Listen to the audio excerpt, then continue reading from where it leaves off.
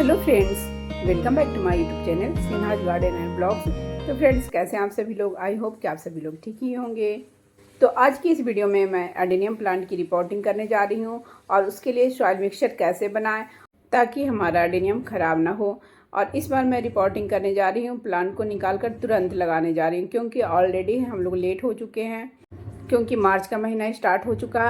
हालांकि मैंने रिपोर्टिंग का काम फरवरी के महीने में ही कर ली थी। तो सबसे पहले तो एडेनियम को हमें थोड़ा समझने की ज़रूरत पड़ती है। जो एडेनियम ग्रो कर रहे हैं उन्हें तो समझ में आ जाती है, क्योंकि ये डिपेंड करता है आपके यहाँ के क्लाइमेट के आधार पर, आपके यहाँ के टेम्परेचर के आधार पर। तो इसलिए मैं बता रही हूँ कि मैं हूँ बिहार से और बिहार पटना से, तो मैं किस तरह के सॉइल मिक्सचर में एडेनियम को लगाती हूँ। चलिए पहले मैं आप लोगों को दिखाती हूँ, बताती हूँ क्या क्या लिए हैं मैंने। तो एडेनियम के लिए मिट्टी बना रहे हों तो अगर इस तरह से मिट्टी बनाएंगे तो आपके एडेनियम जल्दी ख़राब नहीं होंगे। तो उसके लिए मैंने लिए हैं, यहाँ पे ये देखिए, ये सैंड है। सबसे ज़्यादा यहाँ पे सैंड लिया है मैंने, इससे 2.5 डब्बा सैंड लिया है डब्बे की बात करें तो। और इससे 1 डब्बा मैंने मिट्टी लिया है और इससे 1 डब्बा मैंने यहाँ पे ये वर्मी कंपोस्ट लिया। और उसके बाद अलग से मैंने ये 2 मुट्ठी गोबर की खाद, 2 मुट्ठी नीम खली और ये राख और थोड़ी सी कोकोपीट और यहाँ पे 1 डब्बा इससे मैंने राइस हस्क लिया है। और परसेंटेज की बात करें तो कम से कम यहाँ पे आप ले लें 50% सैंड और मिट्टी की मात्रा 20% रख लें। और ये 30% में आप जितने भी कंपोस्ट मिला रहे हो वो 30% कंपोस्ट ले लें, उसी में राइस हस्क भी शामिल कर लें। मतलब 30% में कंपोस्ट, राइस हस्क और थोड़ी सी मैंने ये ली है कोकोपीट। कोकोपीट ज़्यादा नहीं लें क्योंकि ये पानी को ज़्यादा होल्ड कर कर रखता है और इसमें ज़्यादा पानी होल्ड कर कर रखने की ज़रूरत नहीं है। अगर आपके यहाँ बहुत ही बारिश होती है तो उस समय प्रॉब्लम हो सकती है कोकोपीट से, लेकिन थोड़ी सी लेनी चाहिए। इससे जैसे कि हमने सैंड वगैरह ज़्यादा डाला है तो थोड़ी सी मॉइस्चर भी उसमें होनी चाहिए और मिट्टी को हल्की भी बनाने की ज़रूरत पड़ती है, इसलिए थोड़ी सी कोकोपीट और ये राइस हस्क भी मिट्टी को हल्की बनाती है और मॉइस्चर मेंटेन करके रखती है। और ये देखिए, ईंट के चूरे मैंने लिए हैं थोड़ी सी, बहुत ज़्यादा तो थी ही नहीं मेरे पास। अगर आपके पास और है तो ईंट के चूरे इसमें और डाल दें। और राइस हस्क अगर आप मार्केट से मंगाते हैं तो तुरंत ताज़ा राइस हस्क नहीं डालें, उसका एक प्रोसेस है, वो प्रोसेस कर कर ही डालें। उसको अच्छे से धोना पड़ता है और उसको थोड़ा डिकम्पोज करके डालना पड़ता है। अगर डिकम्पोज नहीं कर पाए हैं तो भी उसका तरीका है कि कैसे हमें डालना है। राइस हस्क का अगर आप तुरंत यूज कर रहे हैं तो उसको कैसे यूज करना, उसका वीडियो मैं बाद में लेकर आऊँगी। और ये देखिए, थोड़ी सी हमने फंजीसाइड्स ली है 1 चम्मच के आसपास। हल्दी पाउडर भी थोड़ी सी हमने ले ली है। अगर फंजीसाइड्स ले रहे हैं तो हल्दी पाउडर के ऐसे लेने की ज़रूरत नहीं है, लेकिन मैंने थोड़ी सी ले ली है। तो ये जो डब्बा मैंने दिखाया है बहुत छोटा है, ज़्यादा बड़ा नहीं है, उसी के हिसाब से मैंने ये सब लिए हैं। इसमें मैंने मिला है 3 मुट्ठी के आसपास राख। अगर एक प्लांट के हिसाब से लेते हैं तो 1 मुट्ठी लें। तो राख जो है प्लांट की जड़ों को फंगस लगने से भी बचाती है, मिट्टी को हल्की बनाती है, पोरस बनाती है। राख में फास्फोरस भरपूर मात्रा में पाया जाता है जिससे प्लांट को फ्लावरिंग में मदद मिलती है। अगर कोयले के टुकड़े छोटे छोटे मिल जाते हैं तो वो भी आप मिट्टी में मिला सकते हैं। एक चीज़, सैंड जैसे कि मेरे पास मोटी वाली नहीं है, अगर आपके पास मोटी वाली सैंड है बजरी वाली तो वो डालें। मोटी वाली सैंड अच्छी रहती है, लेकिन मेरे पास वो है नहीं और मैं इसी का हमेशा यूज करती हूँ। एक चीज़ और, गोबर की खाद अगर आप मिला रहे हैं तो बिल्कुल से पुरानी गोबर की खाद लें, इसलिए मैंने गोबर की खाद कम ली है और वर्मी कंपोस्ट ज़्यादा लिया है। अपने एडेनियम को इसी तरह के सॉइल मिक्सचर में हमेशा लगाती हूँ। पहले तो मैं मिट्टी थोड़ी और ज़्यादा देती थी, धीरे धीरे मैंने मिट्टी को कम किया है, लेकिन मेरे एडेनियम सॉइल मिक्सचर से कभी भी ख़राब नहीं हुए। तो एडेनियम के लिए हमें मिट्टी ऐसी बनानी है कि पानी उसमें बिल्कुल से होल्ड ना हो। एडेनियम ज़्यादातर बारिश के दिनों में ही ख़राब होते हैं, तो अगर बहुत ज़्यादा बारिश हो रही है, कहीं जहाँ ज़्यादा बारिश होती है वहाँ अगर लगाते हैं तो वहाँ मिट्टी का यूज ना करके बाकी और सब चीज़ ले सकते हैं।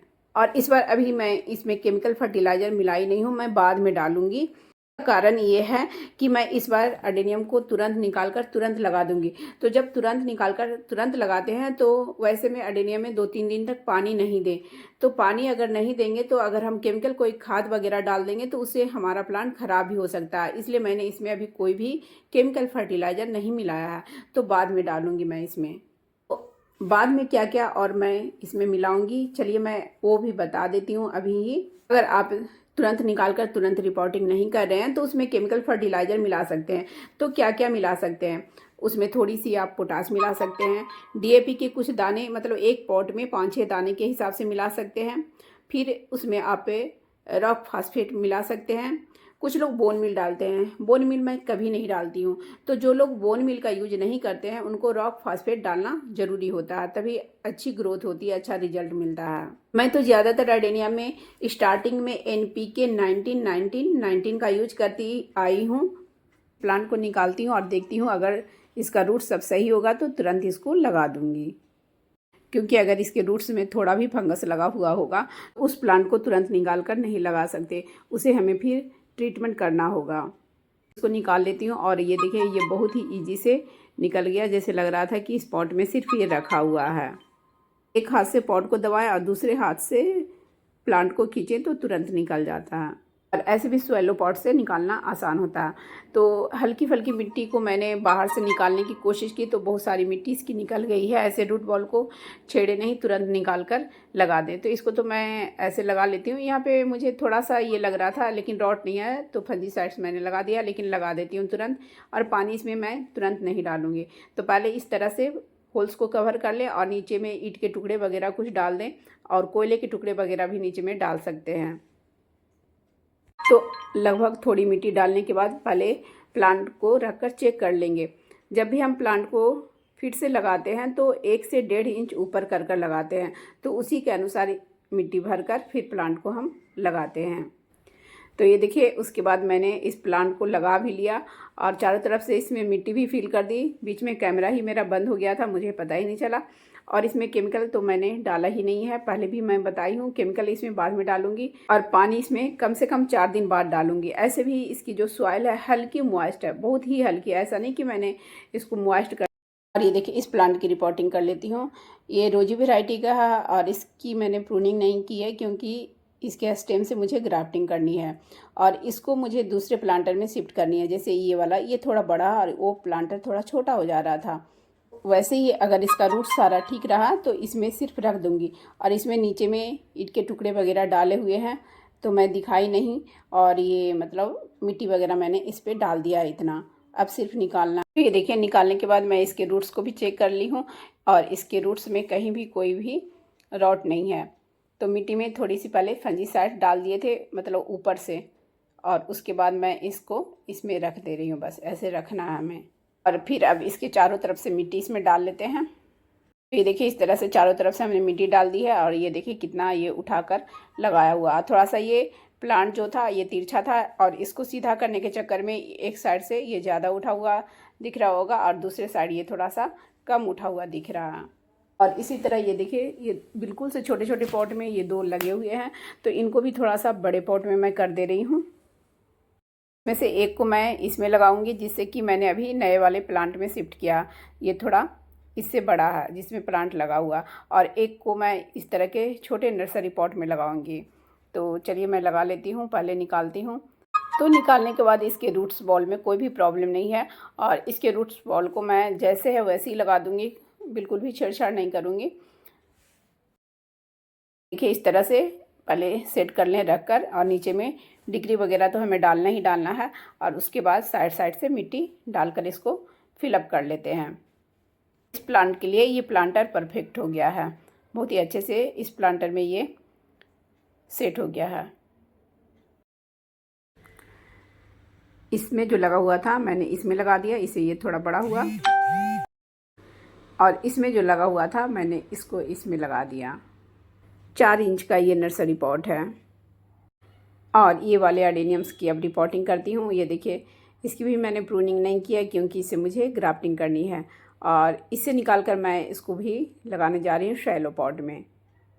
रिपोर्टिंग तो मैंने बहुत सारे प्लांट की है, लेकिन सारे प्लांट को मैं यहाँ पे दिखा नहीं रही हूँ क्योंकि वीडियो लंबी हो जाएगी, और बाद में मैं लेकर आऊँगी कटिंग से लगे हुए प्लांट की रिपोर्टिंग की वीडियो।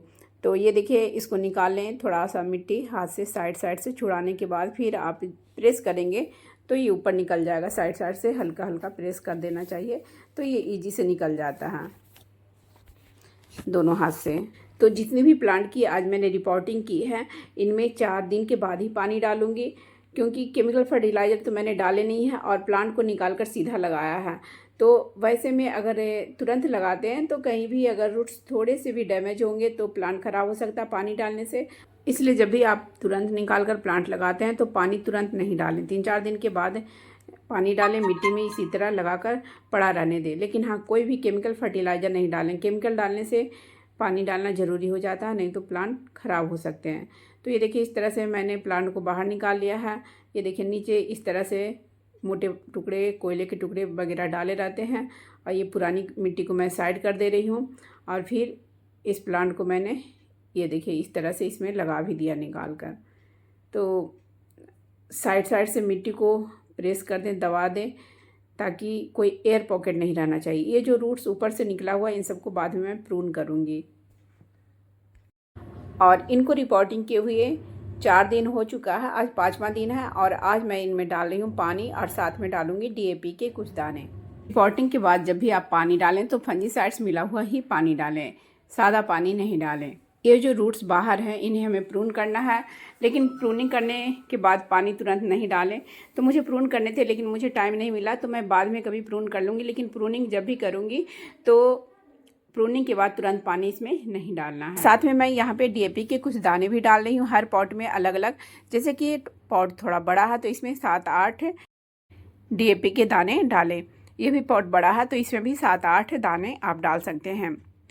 और जब भी आप खाद वगैरह डालते हैं केमिकल तो दूर में डालें, रूट्स के पास बिल्कुल नहीं डालें। देखिए इस तरह से किनारे किनारे, और मिट्टी में मिलाते हैं तो वो रूट्स के पास भी चला जाता है। तो बाद में इस तरह से डालना DAP के दाने वगैरह ज़्यादा अच्छा होता है।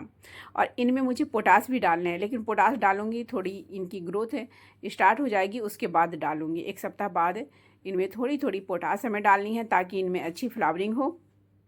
तो इस तरह से मैं सारे पॉट में डाल लेती हूँ। और उसके बाद थोड़ा पानी डालना ज़रूरी है। पानी कुछ कुछ में मैं पहले डाल दी थी, याद नहीं था। और अभी खाद डालने के बाद थोड़ी सी उंगली से दबा दीजिए और उसके बाद सारे में पानी डाल दीजिए। और खाद डालने के बाद इस तरह से सारे में आप पानी भी डाल लें, फंजीसाइड्स मिला हुआ पानी ही डालें। अब एक बार जब पानी हम इसमें डाल चुके हैं तो अब इसमें 3-4-5 दिन के बाद ही इसमें पानी डालेंगे फिर से। और अभी जैसे 1 सप्ताह के बाद इसको धूप में रखेंगे। तो फ्रेंड्स, इस तरह से एडेनियम प्लांट्स की रिपोर्टिंग करें, मिट्टी बनाएं, तो आपके एडेनियम्स ख़राब नहीं होंगे। तो फ्रेंड्स, मेरी वीडियो अगर अच्छी लगी हो तो प्लीज़ मेरी वीडियो को लाइक करें, शेयर करें एंड कमेंट्स करें। और मेरे चैनल में जो पहली बार आए हों तो प्लीज़ मेरे चैनल को पहले सब्सक्राइब कर लें, बेल आइकन्स को भी प्रेस कर दें, ताकि जब भी मैं अपनी न्यू वीडियो डालूँ तो उसकी नोटिफिकेशन आपको समय से मिल जाए। Bye bye friends, thanks for watching.